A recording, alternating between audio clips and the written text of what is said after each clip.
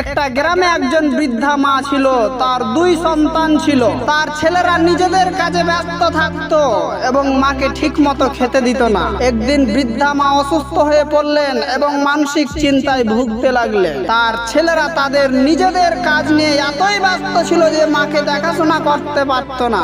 অবশেষে দুই ভাই মাকে ডাক্তারের কাছে নিয়ে গেল। ডাক্তার অনেক রকম ওষুধ দিল, কোনো লাভ হলো না। তারা হতাশ হয়ে একটি মৌলভী সাহেবের কাছে গেল। মৌলভী সাহেব বললেন, তোমরা সকালে এবং সন্ধ্যায় নিজের হাতে এই পানিগুলো পান করাবে। তারা মৌলভী সাহেবের পরামর্শ মেনে নিয়ে নিজেদের হাতে মাকে পানি পান করাতে শুরু করলো। কিছুদিন পরে তার মা সুস্থ হয়ে উঠলেন। কিছুদিন পরে মৌলভী সাহেবের কাছে গেলেন এবং বললেন, আপনার পানি পড়া তো ভালোই কাজ করে। মৌলভী সাহেব বলল, আরে বোকা, আমি পানি পড়া দেইনি, বরং তোমাদের ভালোবাসায় তোমার মা ফিরে পেয়েছো। বলুন তো গল্পটি থেকে কি শেখা গেল?